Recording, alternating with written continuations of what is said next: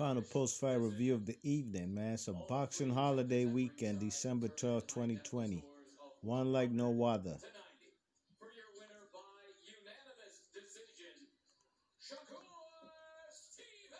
They ain't even have to read the scorecards, man.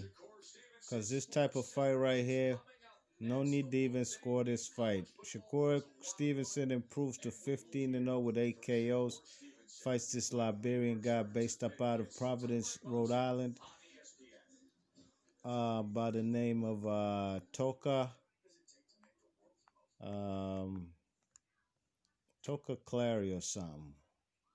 Okay, ain't too many fighters came out of Rhode Island in the last 20, 30 years. I could only think of Bubu Andrade, Vinny Paz, and Peter Manfredi. So, I wasn't familiar with this Toka Clary guy, Toka Kahn Clary. And Shakur Stevenson made easy work of this guy, Shakur Stevenson was defensively responsible. This guy barely hit him, you know what I mean? Shakur Stevenson, the slick fighter, southpaw, fought the southpaw and Toka Clary. But he was working on his skill set, you could tell, you know what I mean? Because Shakur Stevenson was employing the front foot game, applying pressure, having the man Toka Clary go backwards, and he was really in defense mode for the most part for the night. Toka Clary did okay in the early rounds when he was coming forward, but by the time the man Shakur Stevenson realized this guy can't fight going backwards, the pressure was on all night, you know what I mean? Shakur Stevenson was very impressive with the jab to the head, straight left to the stomach, or vice versa, you know what I mean? Jab to the stomach, straight left to the head, the hooks to the body, any little opportunity where he made the man Toka Clary miss, the body was open and Shakur Stevenson dug in some vicious body shots, you know what I mean? It was a thing of beauty how he mixed it up, you know what I mean? It wasn't just a headhunter out there. Man, Shakur Stevenson, man, was on his dean as far as mixing it up and actually learning on the job.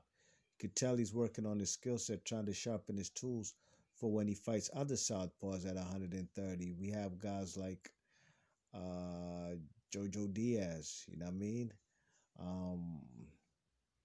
Tank Davis is currently at 130 pounds.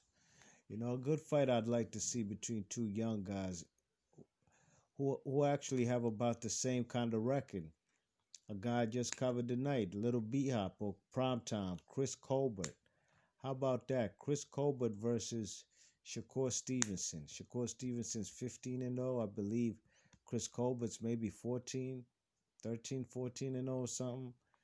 I'd love to see that fight, you know what I mean? It's more of a dream fight because it ain't going to happen no time soon.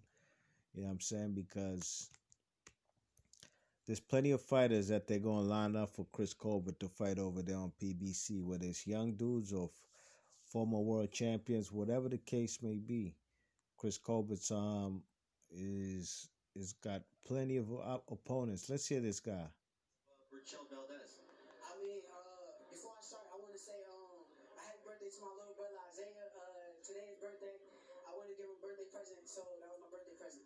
But you got an experienced fighter who know how to survive.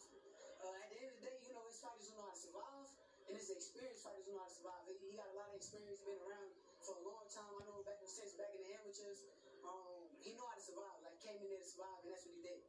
You got some quality rounds. You started boxing back here in the bubble in June, and you close out 2020. Two fights for 2020 for the man Shakur Stevenson.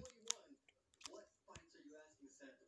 I want the WBO belt first. So went out of Frampton, and Jamel had to come see me, and after that, we're gonna go straight to Bertel. So big ambitious year for. He wants the win of Jamal Herring versus Carl Frampton. So, excellent performance from the man Shakur Stevenson, you know what I mean? His opponent, like I said, man, it was, he threw a lot of punches. Threw more punches than Shakur Stevenson, but landed way less. If Shakur Stevenson landed 151, this dude, Toka Clary, landed 48, and he threw more than Shakur Stevenson. Shakur Stevenson right now is a phenom as far as defense, probably the best defensive fighter in boxing today. And that's not hyperbole. That's more than likely what the case is. I think he's probably the best defensive fighter. Now, man, like Chris Colbert's a very good defensive fighter, but he got pieced up, touched up a little bit tonight.